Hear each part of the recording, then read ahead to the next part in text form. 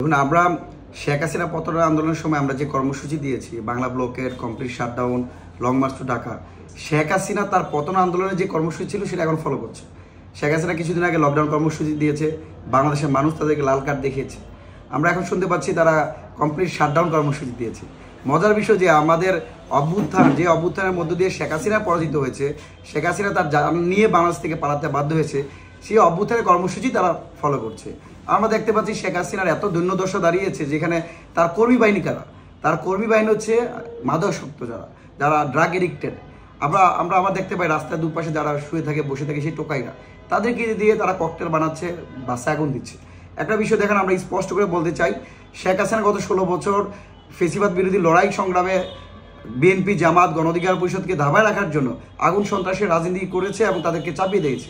আমরা দেখতে পেয়েছি ময়মনসিংহে এক ট্রাকের এক ঘুমন্ত চালককে আগুন দিয়ে হত্যা করেছে। আমরা স্পষ্ট করে বলতে চাই, ছাত্রলীগ, যুবলীগের সন্ত্রাসীরা যেভাবে আগুন সন্ত্রাসের রাজনীতি করছে, এভাবে যদি আগামী 17 তারিখে তাদেরকে রাস্তায় পাওয়া যায়, কোনো একটা মানুষকে যদি হত্যা করার চেষ্টা করা হয়, তাহলে কিন্তু আমরা গোপালগঞ্জকে রক্ষা করব না।